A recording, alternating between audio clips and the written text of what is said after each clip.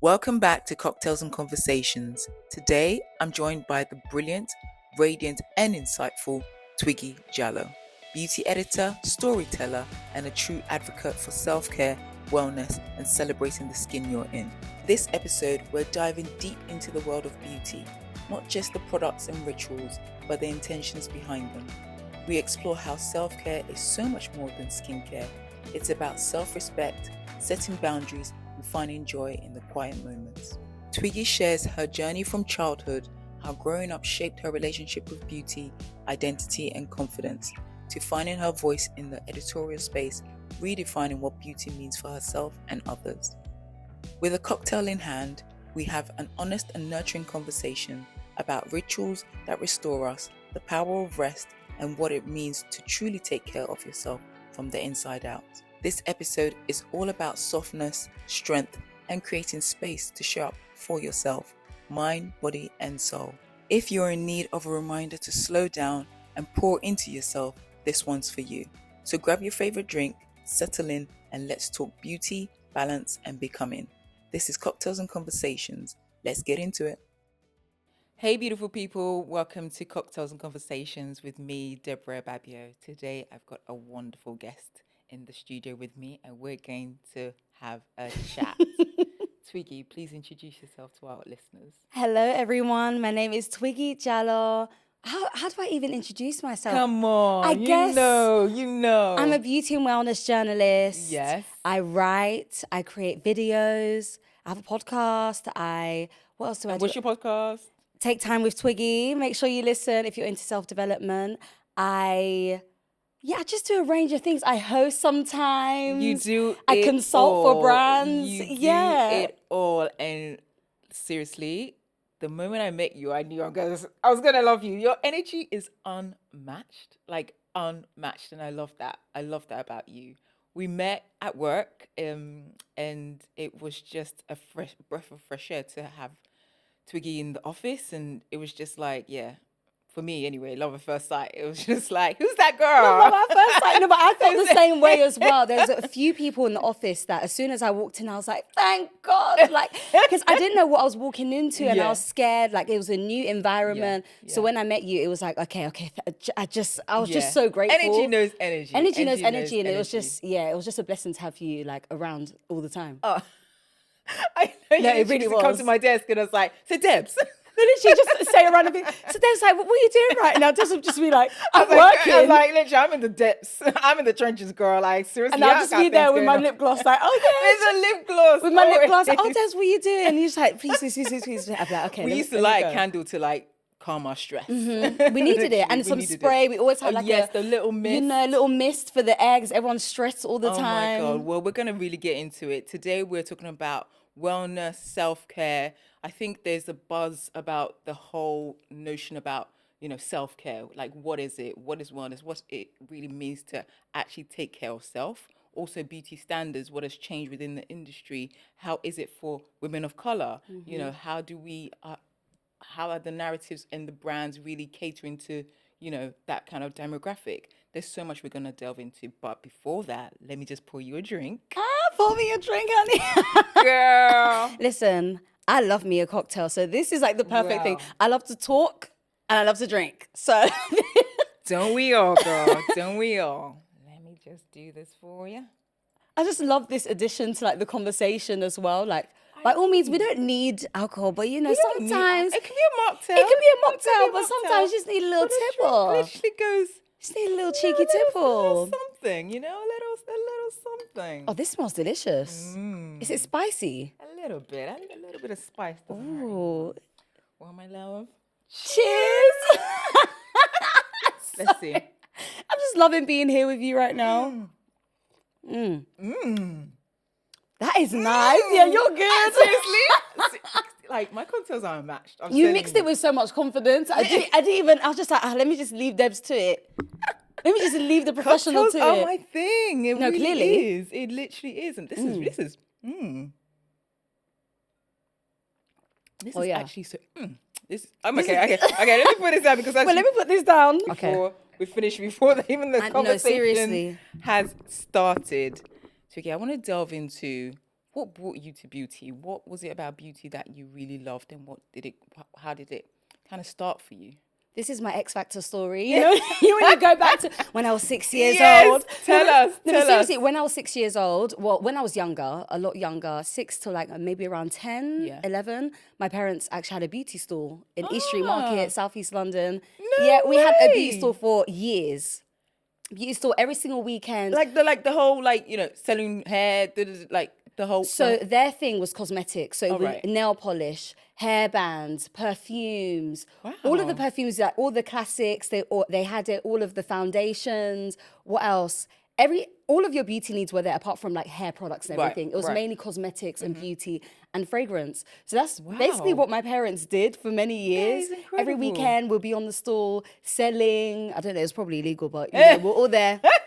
All the kids were there all the time, like helping my mum sell. It's not illegal. It's called family business. It's called family business. It's called family business. Everyone had to be involved. Exactly. And we were building an empire. You know, like people asked for my advice. Like I was so small, but it was cute. Do you know what I mean? Like what nail fund? What nail fund do you like? What color do you like do you this color? like? I don't like this color. Like I'll help match people. Wow. It really was that. So I basically grew up on it. But I never knew I wanted to go into it because I like to talk. As you can tell by now, I like to talk. We love that for you. I was good at talking. I was good at writing. So I was like, okay, maybe I can go into media. So my entire thing was going into media. That was my avenue. Right. And then as I got older, I slowly but surely realized that I might not be good at being a newsreader because my nail is long.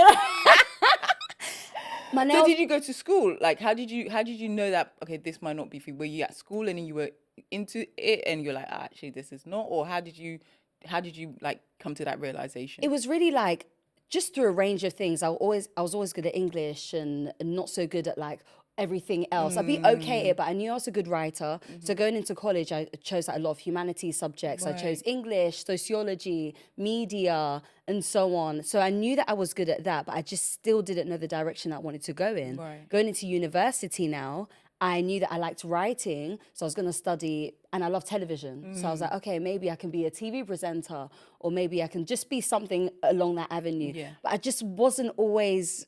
I didn't ever want to be too front-facing, and that was too front-facing for me, where I'd have to show up all of the time happy. And I think I just learned in life that it's exhausting. It's exhausting. It's exhausting. That is exhausting. And as happy as I am, like I have like an optimistic, I don't know, outlook. And like I said, your energy was just infectious when I first met you. You have got this, infectious, high energy, positive vibe about you. As soon as anyone meets you, I'm sure they'll say the same. So I guess what you're saying is like you had that, but you didn't want it to be too having to put that on every single day. And I knew I couldn't do it all the time. Like I'm a Cancer rising, like my mood like fluctuates all the time. Even though I have a optimistic outlook, sometimes I'm just not in the mood. And I felt like if I had to be on TV or I had to do something in that realm, I would always have to put on like happiness and joy. And I'd also discovered that I'm actually a very calm person. I prefer calmer conversations, and I don't want to be hype all the time. And that was the television that I saw at that time. So then going into university, I changed my subject last minute. I already enrolled into a university. I was like, you know what, I'm going to go to uni with my best friend. I'm going to study law. What? Never done law before in my entire life. Hold on. Okay. Let me just gather my thoughts. You said you were on the media trajectory. Yeah. Doing humanities, sociology. I'd enrolled already onto my course. Everything was good. And then you literally just did the 3-point turn, like literally 360. Okay, it's going to be law now. Yeah. Like, what did your parents say to that?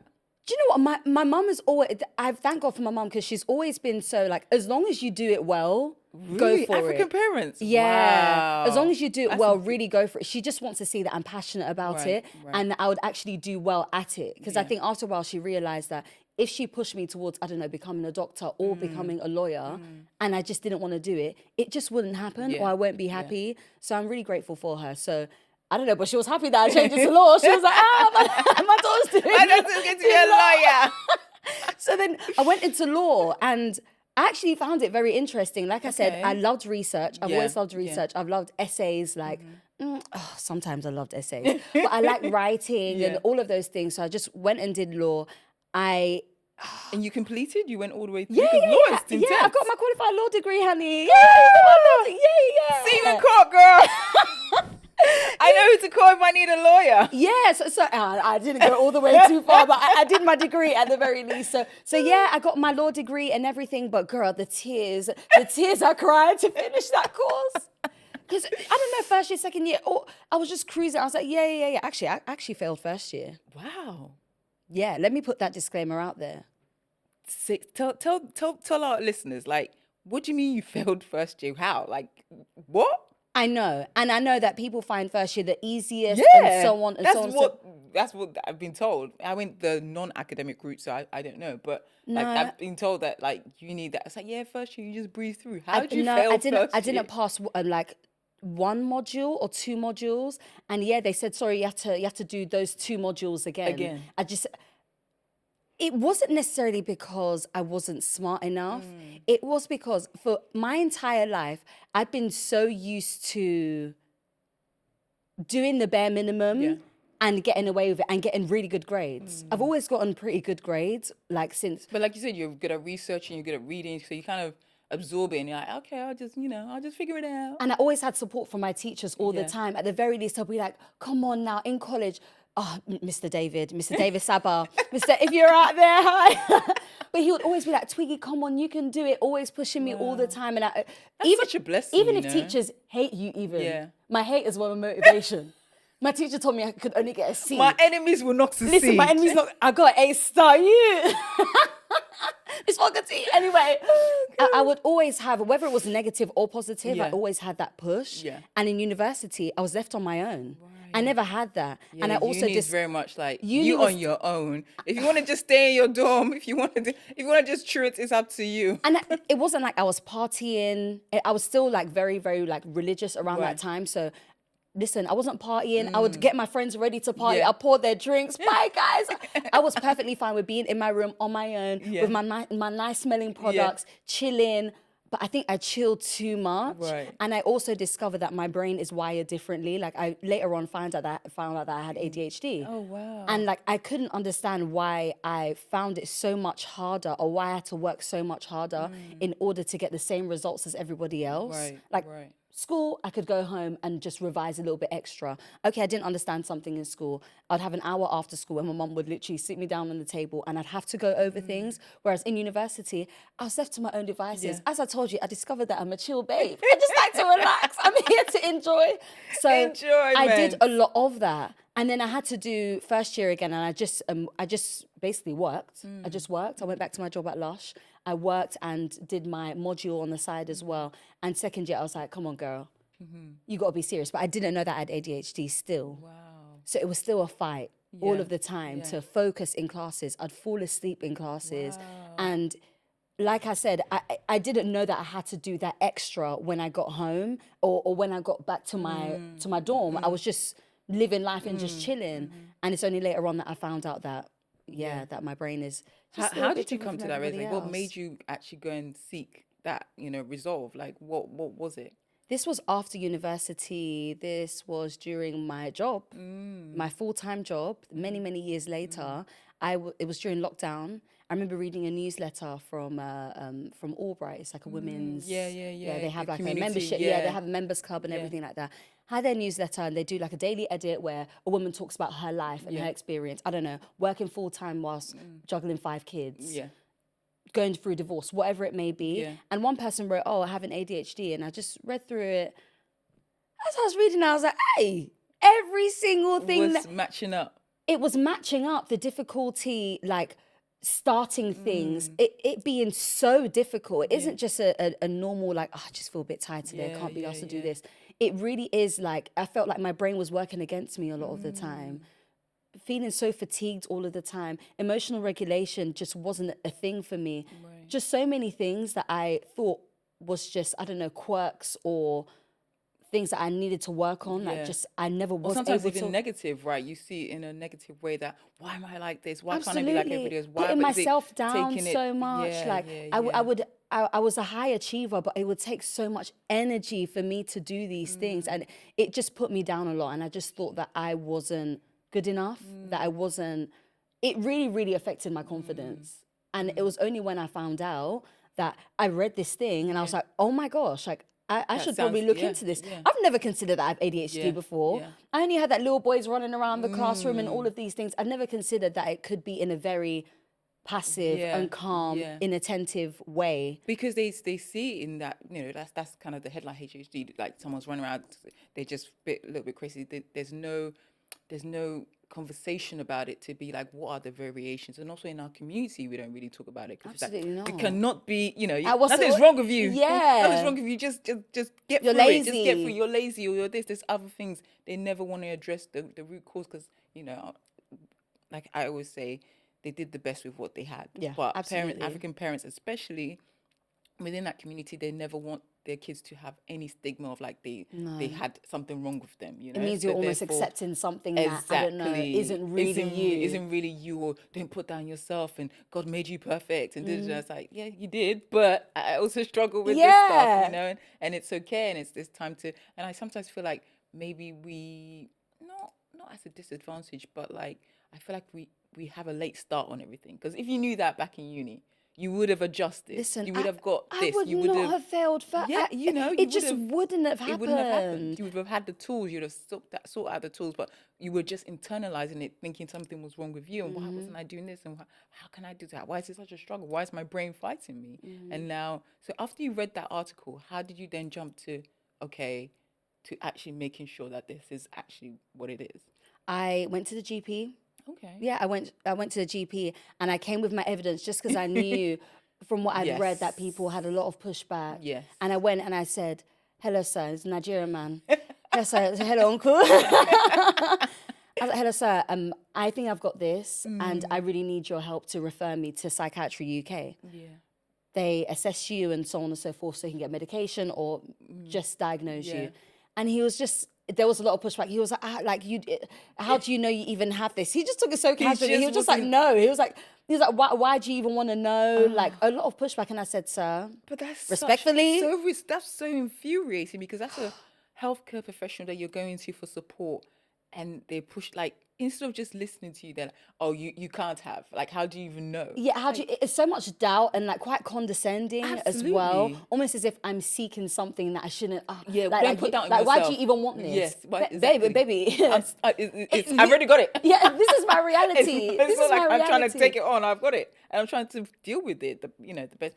Oh wow! So after that, did you pushed? Yeah, I pushed. He referred me, and at that time, I think it was at the very beginning of lockdown. Right. So it was actually pushed through very quickly. Oh wow. Yeah, I was very lucky. It was pushed through very quickly, and I know a lot of people struggle now. Pushed through very quickly. I had multiple assessments. I spoke to a neuropsychologist. My partner at that time had to put through a form and fill in about me. Wow. Had to basically interview. Yeah. Interview. What else did they do? Basically assessed me, my daily routines and so on and so forth. And I had my call with the psychologist and he just told me, he was like, yeah. And how did you feel? Oh, I cried. Do you feel like vindicated? Did you feel... I felt vindicated. That is literally the word. I've never used that word before for it. I felt vindicated, like, oh, it's not me, or it is me, but it is this. Like, I felt so like, it was a cry of relief and just like, oh my gosh, like I'm not stupid. Yeah.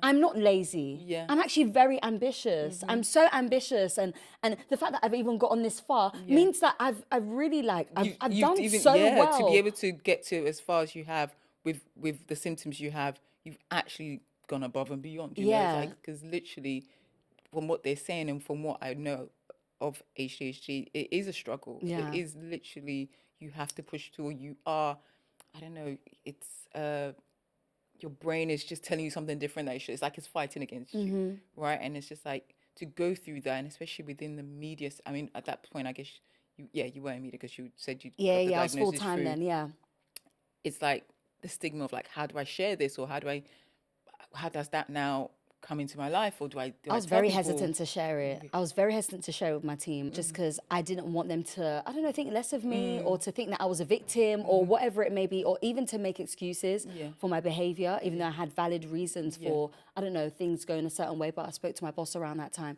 She was so understanding. I actually had a BBC, like a mini documentary thing come out speaking about women with ADHD. So that was almost like a coming out for me. Like I came out in that way. Amazing. And How did they find you? how did they find on Instagram? On No Instagram, I think. way. How did that? I mentioned it somewhere, and then they reached out to me, or was it through my management? I don't know. Either way, they reached out to me and they said, "Would you like to be a part of this, or we'd like to ask you some questions?"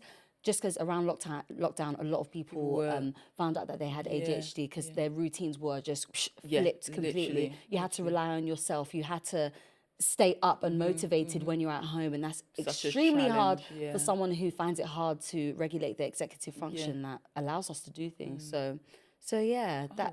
that's like that was like my mini. That's incredible. Can you tell our listeners some tips and tricks and like some resources that you've used or found helpful that maybe could help them? I tried medication. I think medication is very good and it works for a lot of people. It worked for me for a while, but it also, I don't know, it made my eating habits, like it made me slow down on my eating because it increases like dopamine, something along those lines. But it affected my eating, which made me feel weak. And I was like, please. Wow. It was quite like, it just wasn't the right Yeah. medication for me. Yeah. But I know that medication works very well for some people. What else? Techniques like Pomodoro technique, even giving myself 25 minutes and a 5-minute break, 25 minutes, 5-minute break to do things. Because sometimes you think you're being super productive. Yeah, I've been working straight for 6 hours. You could have probably done that in about maybe 3 or 4 if you had focused time. And it literally it allows you to be strict. Set a timer. You see the time. You sit down, work 5 minutes. The 5 minutes is almost like a treat. Giving as yourself well. structure. Giving myself structure. And routine works for me as well. It's something that I've discovered recently. I thrive on routine. It's just good for me. Whenever I try to do things willy-nilly and free, no. It doesn't work. I just don't get as much done. Routine may not work for some people, but I found that when you just give yourself time and you give yourself some sort of reward afterwards, it does help you put that in place. Regulate those emotions and Exactly that of focus. Like, that having to drag yourself up and so on. I find that we'll probably go into this later with routines and beauty routines and whatever, but giving myself or just making myself feel good first thing always makes a difference. I mean, during my day. That leads us well into what I was going to ask you in terms of like wellness, because that also kind of really navigates into that, because now you have something in the way to navigate it and implement it within your life, in terms of it's not just the setting of the times to do tasks, in terms of taking care of self, making sure that you emotionally regulate, making sure whatever your feelings are, in terms of wellness. I think people think of it as, I got to put a nice face mask on. It's all about, what is your brain feeling? What is your heart feeling? How are you? Is your shoulders up all the time? Are you grinding your teeth because you're tense or you're anxious? Or so, in terms of having this diagnosis, what did it do for your wellness in terms of before and how you were dealing with it versus what you're doing now? I'm not sure how blame reflected in like my health, but I know that negative feelings and just negative thoughts about yourself, it manifests in some way, whether it's through, I don't know, just stress, whether it's through frowning all the time, whether it's just through, I don't know, not breathing calmly and deeply. It manifests it in whatever way. It manifests in bad relationships.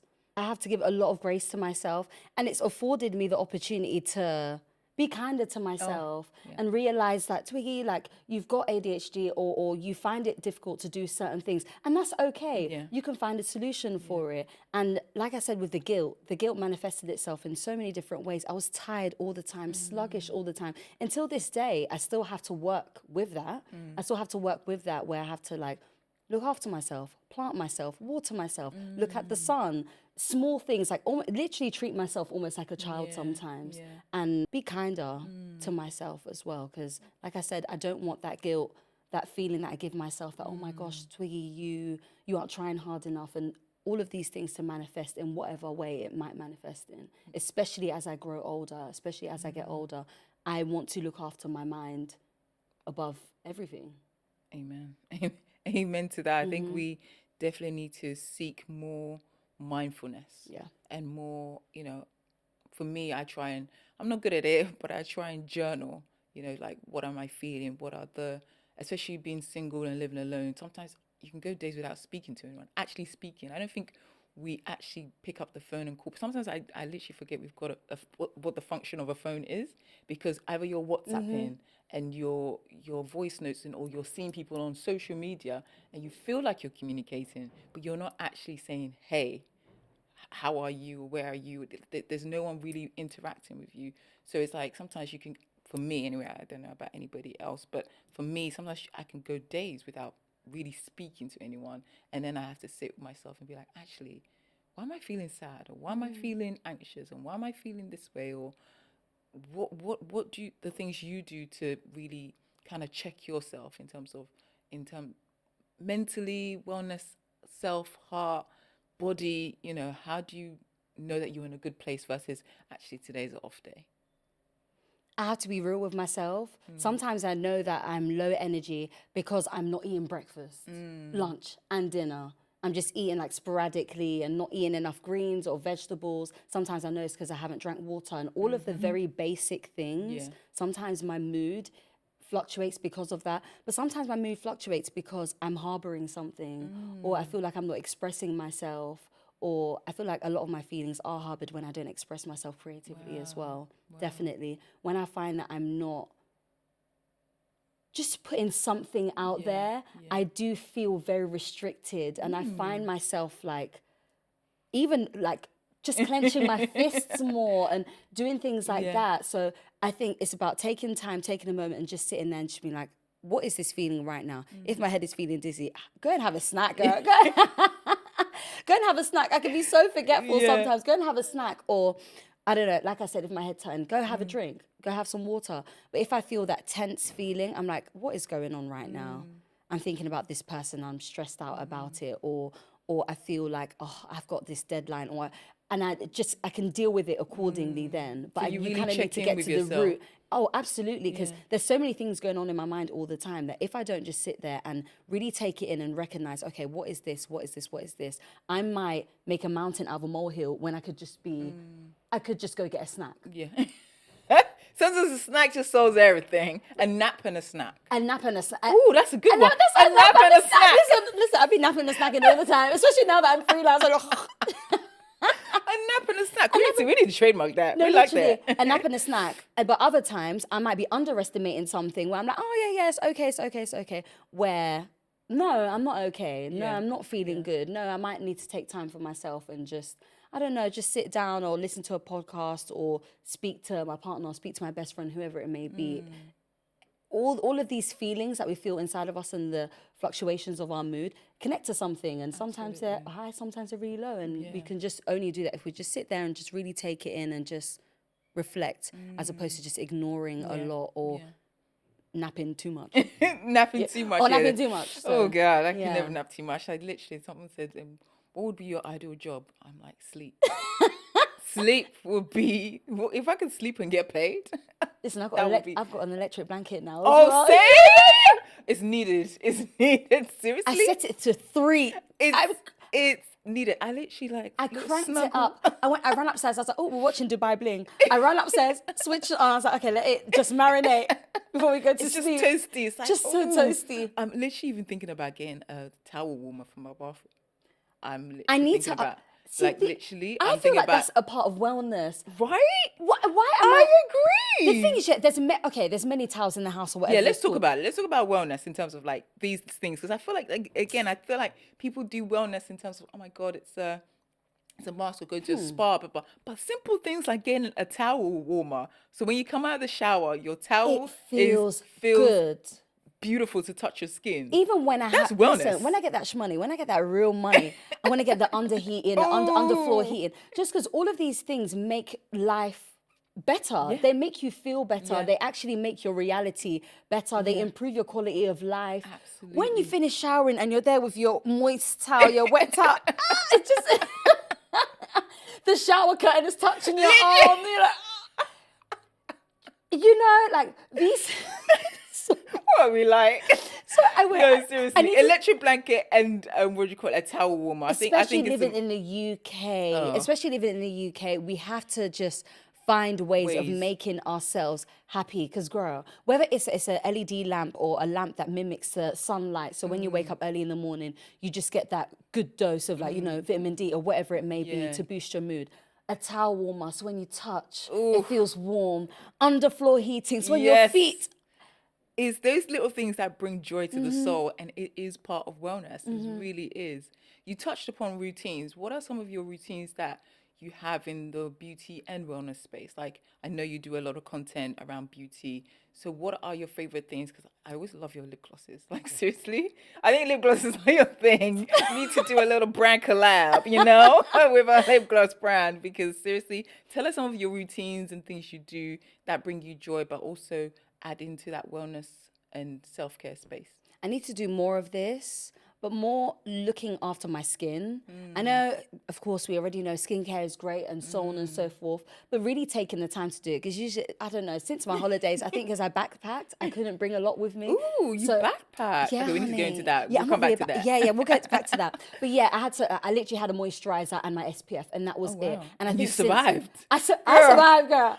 I survived. You need to teach us the ways, because I don't know. I literally take everything. Listen, that backpack Sometimes couldn't hold a lot. I can't do carry-on, you know. I can't do carry-on because I was like, this is not going to fit in that 100 meters. The fragrance alone takes up the space in that. It's not going to fit in that 100 meters. I need a checked luggage. I'm like, I had to Deborah, it's only 2 days. I'm down. like, I need a checked luggage. I had to bring it all the way down. And I think since then, I've just been quite rubbish with my routine. I've just been putting on my cream and my moisturizer. But it makes me feel good. Yeah. The other day, I put on my eye mask, you know, just a little bit more. I put a scalp mask on, even though I have underneath this, I have no hair in it. I shaved my hair. But I still did a scalp mask. That's part of wellness, because that must be so freeing. It does feel good. To literally like wake up and just be like, yeah, there's nothing on my hair. Because seriously, sometimes I love my natural hair, but listen, I just cut it all the way down for the ease and just for, I don't know, I like the look of it. When I'm at home, I just feel a lot freer. Yeah. I don't know. I just don't think that you need to spend a lot of money on beauty, but it does make you feel better. Yeah. Scent makes you feel better. Yes. Especially if you're using very aromatherapeutic products like this oil that I put on that you gave me. Oh, girl. I do love an essential oils. I like to do my to your mood. Even concoctions. Now, like, I'm a cocktail. I call myself a millage. So I mix everything. No, you do. Like I get oils, I mix something. I do this, a little bit this, a little. Like you said, it's all part of what's like, it makes me feel good. It makes me smell. Because when you smell that smell, for me, it's like a bit of joy. It's like, oh, I feel good. Or the sense is just. It's taking me back to Thailand. Right? The weather's trash, but my skin isn't. Like, amen to that. That's another one. But the weather's trash, but my skin is. What is going on? So we need to be writing this down. We need to write this down before you guys steal it. But yeah, it just really makes a difference. Like whatever makes you feel good in your routine, see the things that make you feel good. I like moisturizing my body. It just, after my shower, it is so cold. It is so miserable outside. The very least I can do is glow.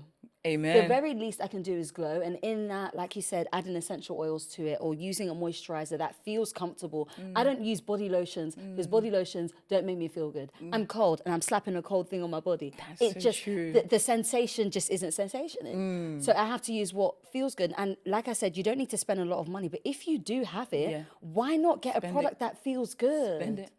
Why not? Or even one day, just go around a department store, try on different things on your body and see what feels good. Yeah. See if there's a place that you can hang your coat so you can walk around freely without too much on you. They usually have like shopping lounges and so on and so forth. Because it's true, when we're outside, we're actually carrying stuff, right? So it's true, when you're trying things, it's not, that's a good tip right there. Literally, don't just allow yourself to be free and invite a welcoming energy and just allow yourself to feel welcome in that space. Because before, I didn't used to feel welcome in department stores and everything like that. You're being watched by certain people and like it just, but the times have changed now, like are changing. Times are changing now, and a lot more spaces are a lot more inclusive. Yeah, They have wellness spaces in these department stores. yeah. There's a lot more Black people. There's a lot more Asian people. There's just a lot more people brown and Black people who look like us that are working there, and you can actually have conversation with people. That's very You don't true. need to buy anything. Yeah. Try something on. Get a sample. Yeah. I think people have forgotten the art of samples as well. That's very Go true. and get a sample, because we're so online now. I think Yeah. we forget to do these things in person. Go into, I don't know, I used to work at Lush, so I'm a huge advocate for Lush. If you have no money, go into Lush and get a face mask sample. I'm telling you right now, they'll give it to you. Yes, they do. Wow. When I worked at Lush, I used to give people hand massages. I didn't care if you bought anything. Literally, first of all, I wanted the time to pass. I want the time to pass. And it's actually a thing where they call it like demoing. Like, Wow. go in there, try on a product, even if you don't want to buy it, get a sample. I used to give people massive samples. Oh, wow. God will bless you. Amen. God is blessing me. God is I'm always reaping blessing you. Listen, I'm reaping the rewards of all the demos that I Doing did. good deeds, it doesn't go unrewarded, I'm telling you. It really doesn't. And like, just try and do those things. Even if you don't have anything, go there and just walk around and just have a good time. Yeah, yeah. Oh, wow. I didn't know about the sampling thing with Lush. But the Lush, I don't know. I can't take the smell. That's the thing. It's intense. For some people, it's too so intense. overwhelming. If it's sensory overload, I love Lush. Don't get me wrong. I it's love just not Lush. the store But for you. it's not by force. Even when I'm walking outside, I was like, damn. Yeah. How do you work there the whole day? Once you're in there, you're in there. Oh my God. Yeah, once you're in there, it's fine. I just can't do it. It's fine. Yeah, I'll send someone else to get the sampling from me. No, but I used to finish work smelling good. That's though. very true. Yeah, I used to be on the tube and people were like, oh my gosh, you smell like Lush. I'm like, yeah. Yeah, so. Wow, I love that tip in terms of like really, going and spending time finding out what you like, what is wellness to you, what makes you feel good. That is so key. Wow. In terms of beauty, what about that in terms of like, I know we talk about self-care in terms of like, glass skin and but like in terms of, for me anyway, I like a good blush or a highlighter. Ooh, pop that cheekbone. I'm a blush hun. I'm a cream blush hun. I used to use powder blushes before. I don't really use them anymore unless I'm like sealing in my cream blush. Like you just dab a bit on top so it locks in. Yeah. But a cream blush, there's something about it that just, the confidence just shines through. It just adds to it. Yeah. And lip gloss. Yeah, lip gloss is definitely. I don't know if that's the question you asked me, but I'm just shouting the things that I like. I want to know the things that you like. I literally lip gloss and a blush. But I feel like you do a mascara so well as well, and your eyebrows. I feel like that's a thing. I feel like people say you don't have to have makeup on, but if your eyebrows are slayed, then you're good. Do you believe in that, or you think? Absolutely. Oh my gosh. Why do you think I did microblading? I have very sparse eyebrows. Like my hair's really thin. Like even the hairs on my arms are really thin. The hair on my head is really thin. All the hair is thin. All the hair is so thin. Oh, that's good for you. You don't have to be waxing and shaving that much then. Some areas I wish it than others, but I wish I could just transplant the hair from certain areas into my head. Imagine transplant. I wish we could. Transplant. Yeah, the textures might be a bit different. It's a no. It's a no. But what was I even saying now? In terms of eyebrows and microblading. In terms of eyebrows and microblading, I knew that, of course, the eyebrows they just shape the face. They just frame the face. And I didn't want to rely on makeup and I didn't want to wear makeup all of the time. So I got my eyebrows microbladed. And I don't use pencils anymore for my eyebrows. Oh. No. I don't know how my eyebrows are looking today. So you're looking great. I can testify. Are they looking all right? Yeah. It was a bit dark in the room today, so I was struggling. I can testify. They look good. A little bit. But I use like a felt pen. It's Ooh, what? No. Wait, hold on. Okay. Sorry, I said the wrong thing. Almost like an eyebrow pen. With a really like... So like a pencil? No. It's like a liquid. Imagine like a liquid eyeliner, but for eyebrows. Right. It just allows you to do the strokes better. Oh, okay. And like if you want like a strong finish, you can. I think my eyebrows are a bit stronger today. If you want a very light finish, you can really like go for it and just flick through and it mimics the natural brow, stroke. But do you think is more your technique though than the actual product? Maybe because I use Because I feel like I know when we worked together, you recommended me some things, and I was just like, this ain't working for me the same way it worked for Twiggy. That's the thing. I think some things take practice of like Yeah. just learning how to use it and just almost adapting it to yourself, because all of us need to just adapt everything to ourselves. Yeah. And sometimes it's just not for you. Do you know what I mean? Like if I use a moisturizer, I've got like pretty oily skin, but if I recommend it to someone else is going to be like, this is doing absolutely nothing for me. for my skin. So whenever I recommend, I try to tweak it and tailor it to whoever I'm recommending it to. But sometimes it's just not going to work for you. So you need to almost find your crowd and, you know, get their recommendations. So for someone who's like a novice within the beauty space, like I know there's some listeners that are like, you know, they don't like go to the department stores. They're not confident enough to go to a counter to ask for what they want. What could be their starting point in terms of trying to really engage with beauty and finding their space, finding something that works for them? What would you say? I guess in the world of social media now, you can just go online and things like that, but sometimes it can be also overwhelming. It can be quite overwhelming, but when you find your tribe online, you find them. But how do you find your tribe online? Like, where do you know, how to know where to look? TikTok keywords a lot of the time. Like if you are on TikTok, even if you do, I don't know, like a plus size black woman makeup, a lot of the time the hashtags do come up and you will find your people. What else? I'm a YouTube hun. Oh, literally. I'm a YouTube hun. Because I was saying in another life, I could be a international makeup artist or hairstylist. Because seriously, YouTube is better than university sometimes. they do a whole course for you, basically. Literally. Anything you want is on YouTube. And I find that YouTube, it fosters a little bit more of a community than TikTok, because TikTok is a lot more fast. And you can tell that a lot of the videos are created for, I don't know, for the buzz, for, I don't know. To go viral. To go viral and so on. But there's something still so genuine about YouTube, especially when it does come to beauty.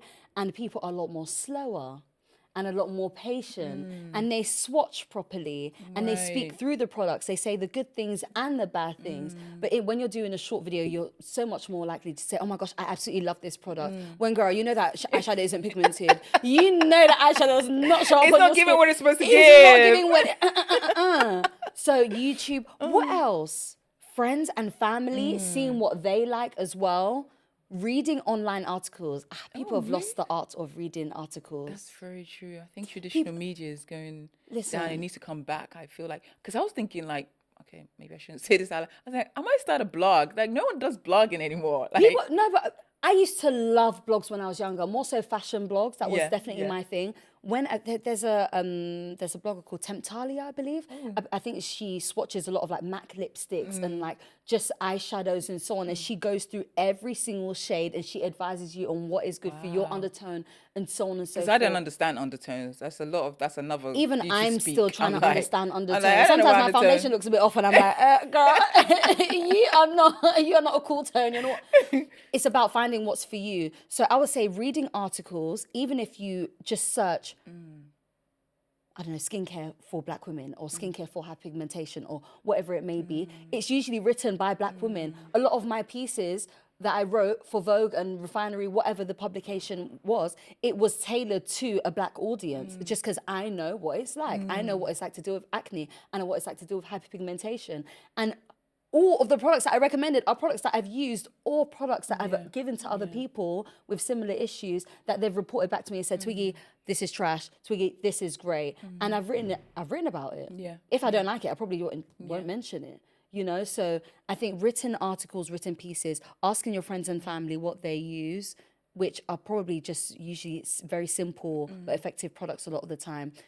Going on TikTok and finding the right people for you, and your algorithm just automatically listen, the AI knows everything about us. The AI knows everything about us. Seriously. So if you go on there for a day or two or a week of like whatever, like spending like 15 minutes scrolling, your algorithm is naturally just going to cater itself to you, and you are going to see more people that look like you, that are interested in things like you, which is a bit creepy and a bit scary, but also very, very helpful at the same time. So That's very true. I feel find, like you really need to social seek. media has become that kind of source, that kind of go-to. And yes, I do love traditional media like articles and, you know, magazines, but I feel like to learn anyway, it's definitely YouTube or social media in general. And books. You know?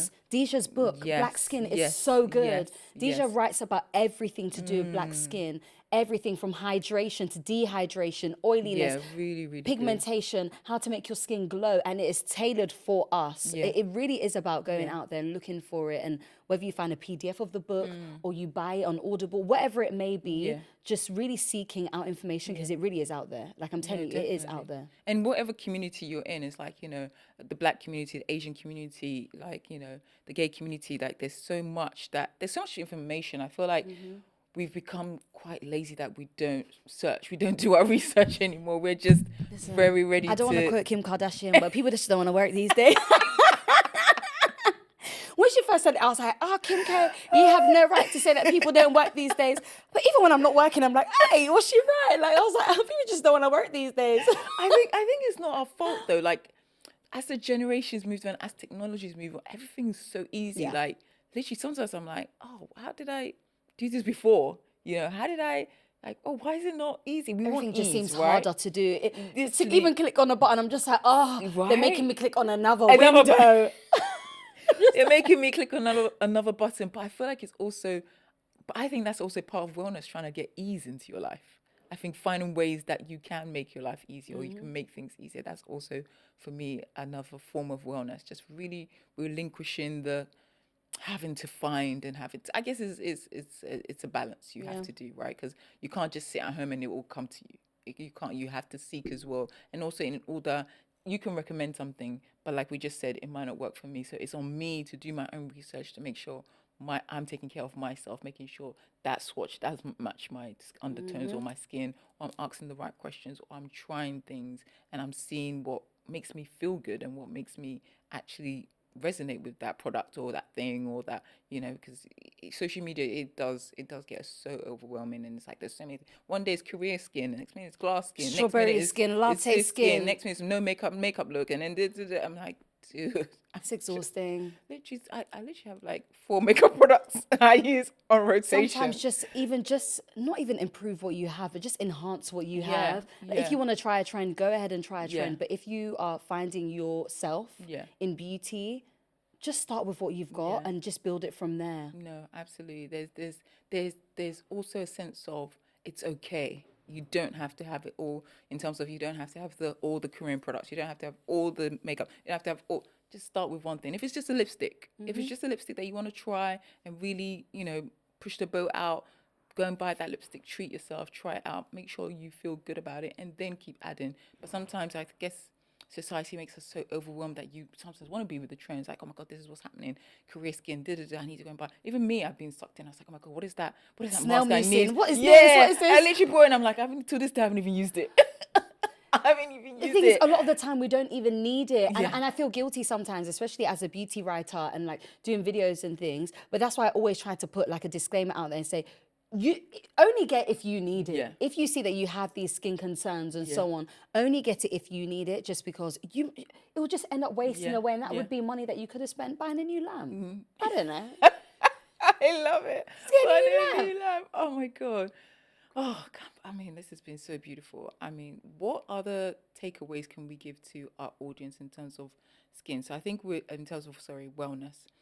I think we talked about routine. We talked about making yourself feel good, whether it is a warm towel rack that we're going to get On the floor heats. on the floor heating, and it's the simple things, right? So I think to really hone in on what makes yourself feel good and what kind of resonates with you, and only you can know that, right? Only you can really attest to what is going on in your own mind, because like wellness is also part of mental health and just making sure you are happy. And I think in this day and age, we want to go, or in the world of social media, everything has to be perfect. Everyone has to be curated. Everyone has to be, you know, but sometimes it's just like wellness can sometimes be sitting on the couch in silence and just breathing deep breaths because you're just overwhelmed and you don't need to figure it all out right now. It's just sit down and just allow yourself to be still. Quite literally. And really going back to the foundation of things, towards the end of the year, going into the new year, I was thinking to myself, okay, what resolutions do I want to make? What this do I want to do? And I thought to myself, I was just like, there's so many things that I need to get on with right now, especially moving and like having to strip the walls, paint the walls, replaster this and do that. And the house was in an absolute state. Yeah. And I thought to myself, why am I trying to achieve these really lofty, not even lofty, very achievable goals and set all these things, oh my gosh, I want to do this, I want to do that, when my house is a mess. And I literally said to myself, I'm not setting anything.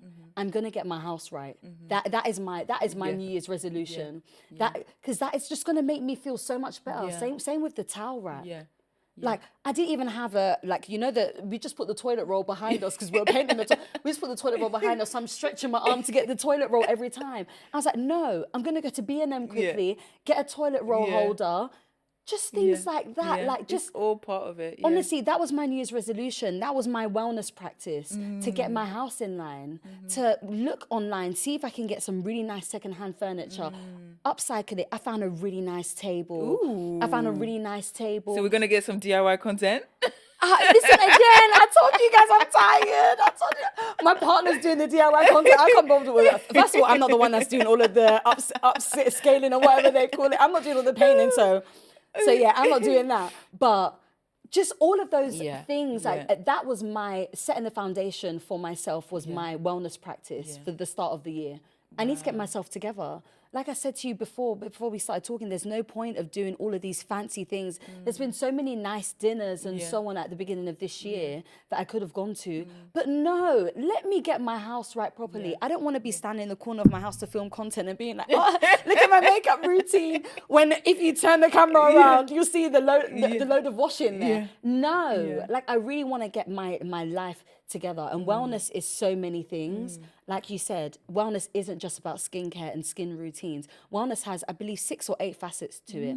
It includes emotional, physical, financial, all of these things. I've literally said, I want to get my finances together. Hey, taxes coming up as well.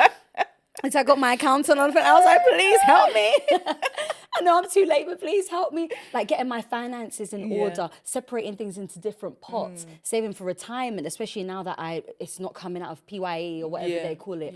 At work, I need to get my life together, before really anything looking else. Looking after. Really looking after myself. And being true in terms of asking these questions of like, hey, like, how am I doing with my finances? Or, hey, can I really afford that? Or hey, how am I positioning myself to be well in the future, and not just going through the motions, and then when you get there, like, oh, so it's really just taking that time to really sit with yourself and just be like, what do I want? How do I feel? What am I looking at? What is going to make me happy? What's going to move the needle? Because you don't have to do it all at once. This is like you said in the beginning of the day, everyone's like, what's your goals? What are you going to try to achieve? This is going to smash these goals. And sometimes it's like, I'm so...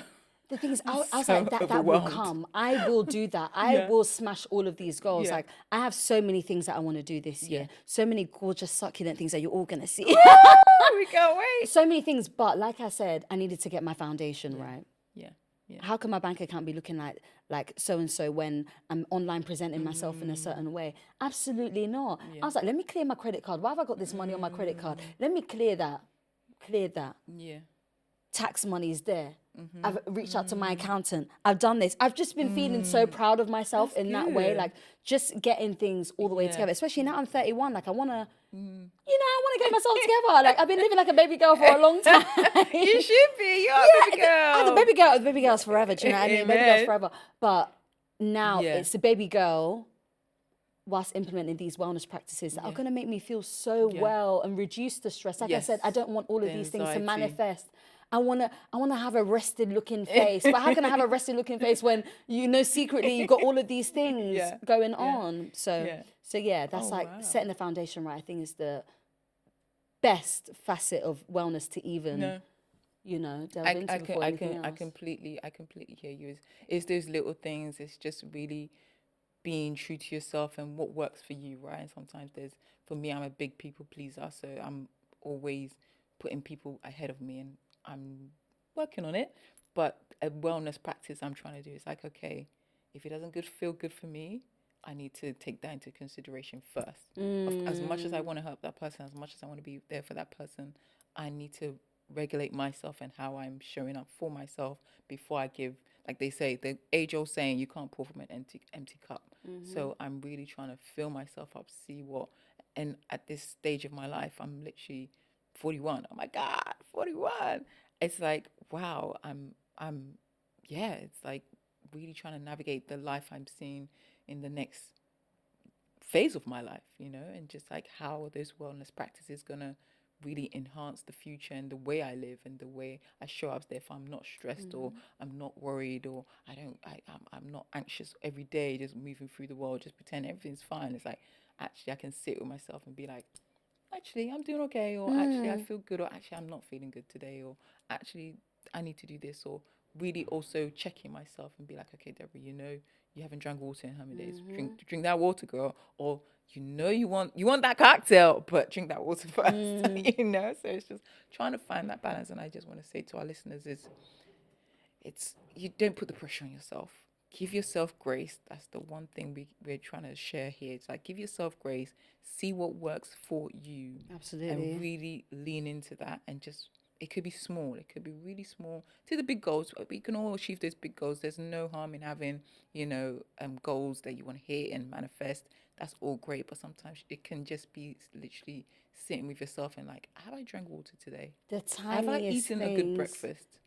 Have I treated myself to a nice, I don't know, lunch? Have I want, it's just those little things. For me, wellness is do my nails. Girl. I can literally sit in that chair and I can't pick up the phone. I can't talk to you. I can just sit with me. I mean, we do a little chit chat with me and my nail tech, but I can just literally zone out. And that is wellness to me. And even just watching them do all the lines and the spraying. It's so therapeutic, right? And all of these things, putting the gem on there, just seeing the acrylic go down as well.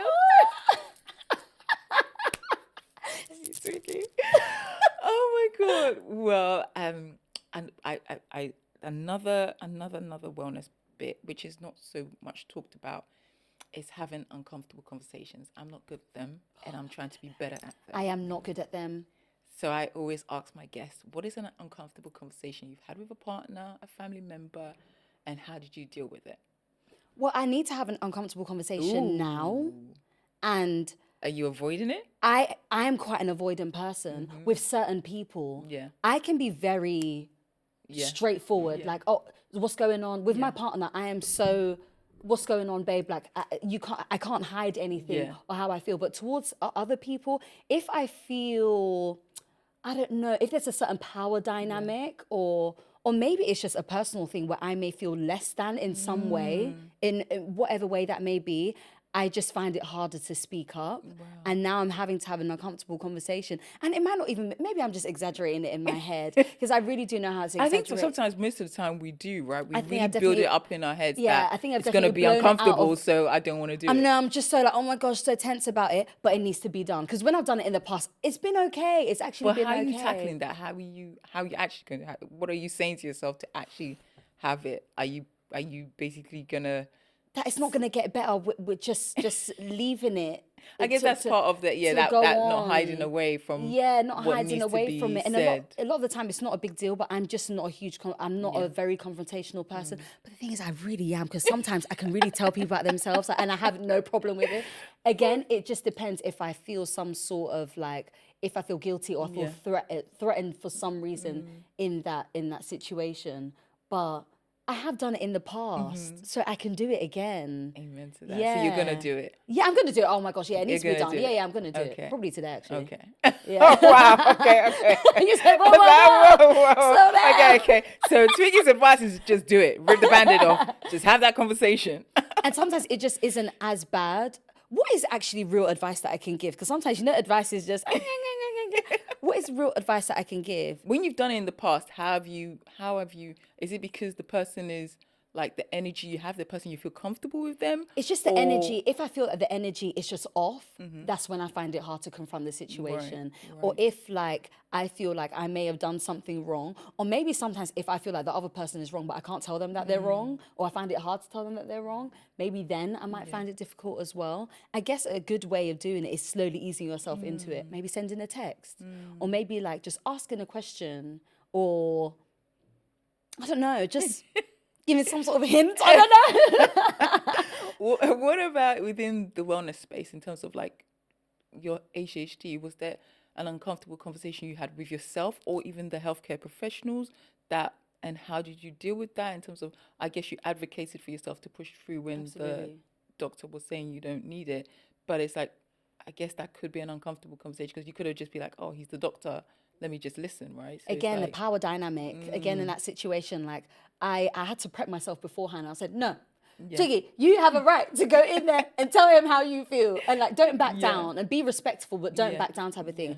I find those situations harder to deal with, but once I do it, I do it. As a whole, I just need to advocate for myself more, need to be true to myself and just be real and just realize that no one can, what can you do to me? Like, what can you actually do? That's very true. And also like, no one can read your mind, right? So therefore, if you're feeling a way about such certain situation, and for me, I go on energy because like you're saying, if there's an energy there, it makes me feel like, oh, I don't want to, because then if they're not feeling that energy, I just really talk myself out of it and then talk into a bigger thing. And it could be a bigger issue than instead of just confronting it. But it's just the confronting.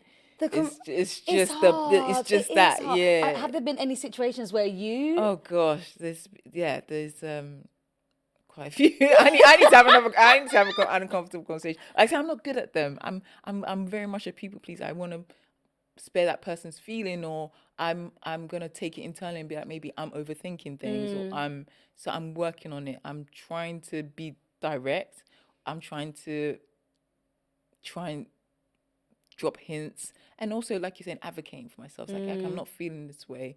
I think it's finding moments, right? So maybe is a, hey, can we speak? And then if the person comes back to you saying yes, then maybe you go into it that way instead of reeling out whatever is in your head, because sometimes I can do that too. I've done that before. I've done that before, and I actually told myself afterwards maybe I shouldn't have done that, because the person kind of thought that I wasn't being mean, but I might be a bit odd. They were like, okay, like it wasn't that deep. Sometimes they don't even know where you're. And then I just came out and said, oh yeah. Like if you had a problem with you should have said it or something like that. And they were like, I'm like, whoa. It's like, I didn't have a problem, but I said, well, did you have a problem? Yeah, did you have a problem? Like, and sometimes you look a bit silly. So yeah. I think slowly but surely going into it. Sometimes dropping hints if you do find it hard to have uncomfortable conversations, but other times just speaking on a level like. This is how I feel about this, or this is the truth that I have to tell you. Yeah. Of course, I don't want to hurt you and so on, but this is how I feel, type of thing. And if they take it the wrong way, they take it the wrong way. But most of the time, you can actually have like, a lot of time you can actually have like a conversation about it. That's very true. If they're reasonable. That's very true. If you could have any beauty or wellness moment or thing, like money was not object, what would it be? Oh my gosh. Oh, I've never thought of this before. You need to give me one first. Give me one first. I don't know. For me, it would be a personal chef. Oh my God. I love to cook, but I don't want to cook. I don't want to think about ingredients. I don't want to think about, having to go to the shops. But I just want, after, even if it might not even be a hard day, it's like just to know that someone has got my best interests at heart, know what my nutrition needs are. That is a wellness that I'm working towards. To have a personal chef will be a wellness goal I would love to reach. What would mine be? I would have to steal that one because I don't want to cook all the time. Or neither do. Oh my gosh, my babe's cooked so much. I feel so bad recently. I really need to get better. I need to do more.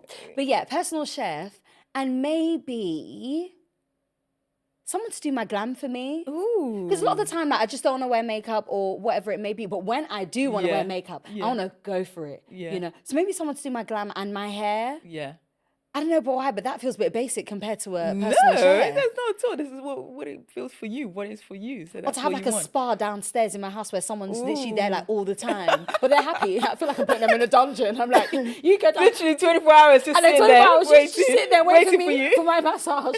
I mean, as I said, with money was no option. We can have shifts. Exactly. We can do different shifts, I love that. 5 hours at a time if need be. Oh but yeah, just have like a little like spa situation downstairs where someone's like, just there to massage and they love it. Do you know what I mean? You know when you get them passionate people who are really massaging your back? Yeah. Maybe that. I might have to see that one, steal that one. I feel like I need to dream bigger. I'm going to go home and think about this. I need to...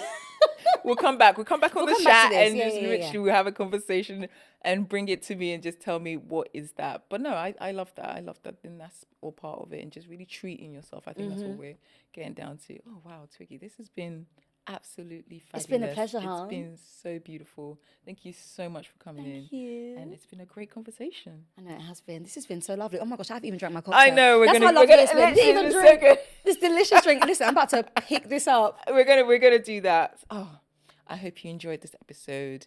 Please like, share, and subscribe. Bye.